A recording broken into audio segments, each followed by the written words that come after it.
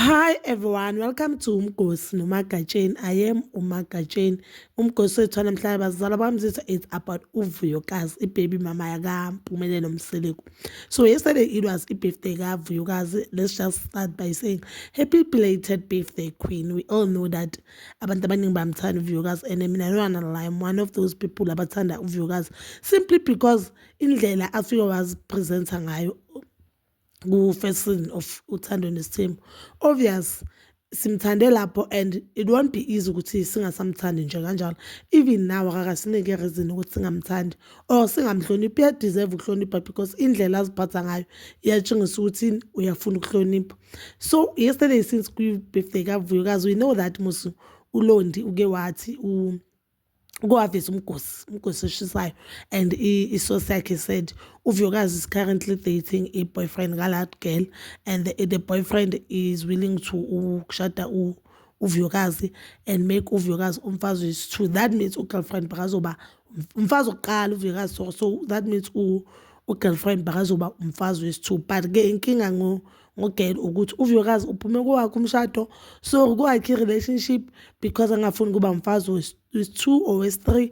But again lo wakhe umjolo uzoba umfazi wokuqala, so why comfortable ukuthi abe umfazi wokuqala ku relationship ayithole ikhona or endodeni ayithole ine girlfriend, why lena angafuni kuya kwenziwa kanjalo. Beyizwakala ke ipoint ka-girl, but mina to me beyingathi ugirl uyazifoster kuboy because uGaye uke washada before, sishona le boyfriend kaVuyokazi phela uChef Xolani uke washada before, waye kugirl njengoba namanje afuna ukushada uVuyokazi ayeka ugirl food.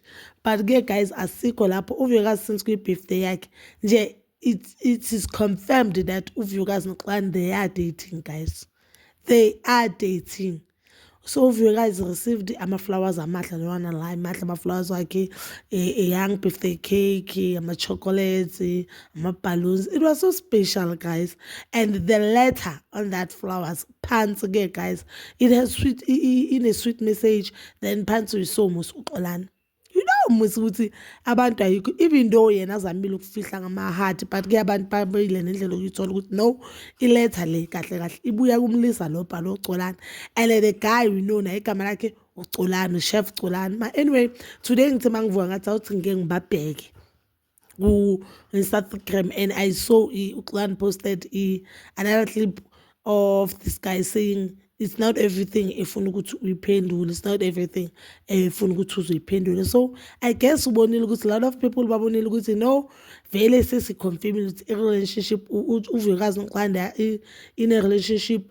And guys mina ngazi bafihlela mhlambe if bafihla it will just be right ukuthi bafihlela ukuthi abafundi abazabo zaziwe. But ke abanayo any reason ukuthi bangazi babe namahloni because uVuyokazi, guys, to be honest akashadanga. Umphumela ehluleka kulobola ingane zakaVuyokazi, so uVuyokazi akabakoledi next anibhakamseleko masikhuluma iqiniso. Ubaba uMseleku wahluleka kwakumele uVuyokazi uloku uthi hayi mina ngifuna uVuyokazi abe kulesithembu because uyabona ukuthi a lot of people bayamthanda uVuyokazi, but mina ngifile as if uyayilwa lento ukuthi uMphumelelo yenza into eright. Nangu kwazile manje ukuvuma ukuthi uMphumelelo ayohlawula kule kibo noMphumelelo, but azange ngibuze simple question ukuthi ngoba umhlophekazi nangu una 4 years uhlala nathi la endlini, umhlophekazi uyomlobola nini? Asithi umhlawuli uyomlobola nini? No, akayibuzanga leyo. So nje uVuyokazi if uhappy noXolani makahambe she ugirl abe happy. That is all for today. Bazalwa bami zitho, please don't forget to like, subscribe, share and hit that notification button. Nginithanda ukuya nokubuya.